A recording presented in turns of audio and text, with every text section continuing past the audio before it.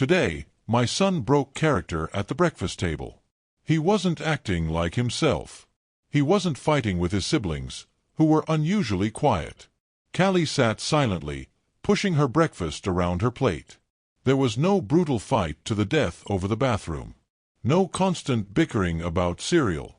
Zach wasn't kicking his siblings under the table to start arguments. And I didn't have to shout once. It was far too quiet. "Jonas," I spoke up, looking up from my iPad. It was too quiet, which meant my children were either sick or something was brewing. Jonas, my eldest at 16, was usually the instigator. But he couldn't even look me in the eye. "What's going on?" I set down my iPad, and across the table, Zach flinched, gaze glued to his bowl of untouched cereal. Callie ducked her head, thick brown strands hanging in her face. I knew this stance. I knew my children. Too quiet and guilty. Just like 5 years ago when they shattered my mom's vase playing "The Floor is Lava." They'd broken something. I sighed, noticing the atmosphere. Jonas and Zach were clearly trying to stay silent, and Callie was one squeak away from singing like a canary. "All right, as long as it's not your grandfather's urn, I don't care what you've broken, as long as you fix it." "Dad's hurting us." At first, I didn't even hear my son. I was too busy reaching across the table and grabbing maple syrup for my pancakes. But then he said it again, stabbing his fork through his breakfast. His voice choked up. "Dad's hurting us." Zach's head snapped up, narrowed eyes glued to his brother. Frightened. "What are you doing?" he hissed. Zach straightened up with a tense smile. "It's okay, Mom. Jonas is just... He's hurting us," Jonas whispered, curling into himself. His eyes found mine. Hollow. Broken. How did I not notice? How did I not see the shadows under his eyes? The agony creased between his brows? "I'm not staying silent anymore," he whispered. "You too can." "But I'm not." Jonas glared down at the table. I fucking can't do this anymore." He broke into sobs that immediately broke my heart. I stood and aimed to wrap my arms around my son, but the second I touched him, he flinched away, eyes wide, almost feral. He shoved me back, diving to his feet. "No, get away. Get away from me."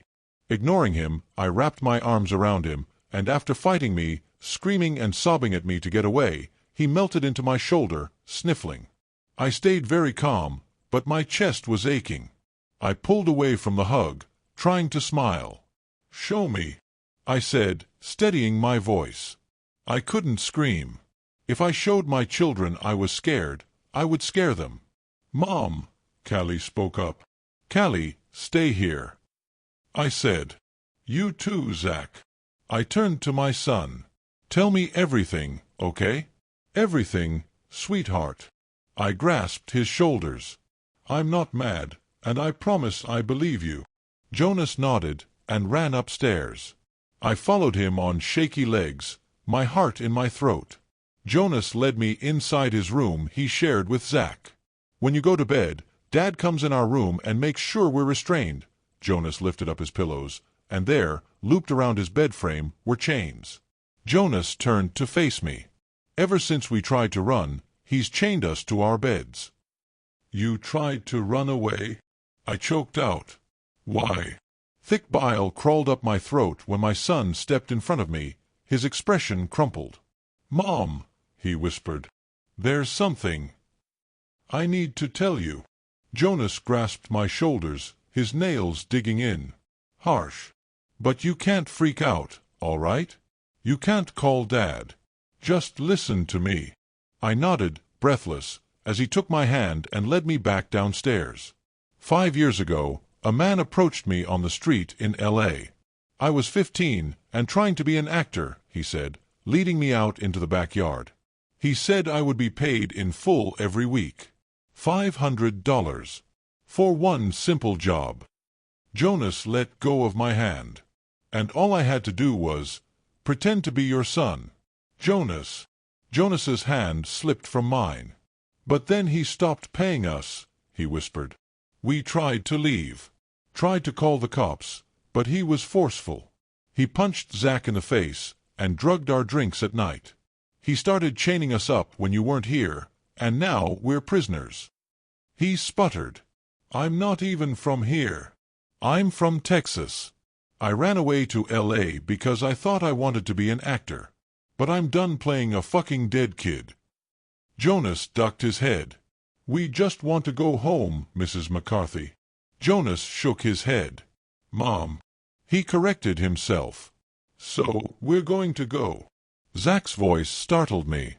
He was standing behind me, grasping hold of Callie's hand. I'm sorry for your loss, he whispered. But we're not your children. He nodded at Jonas. Get your shit, Jack. We're going. Jonas nodded. He gave me a quick hug.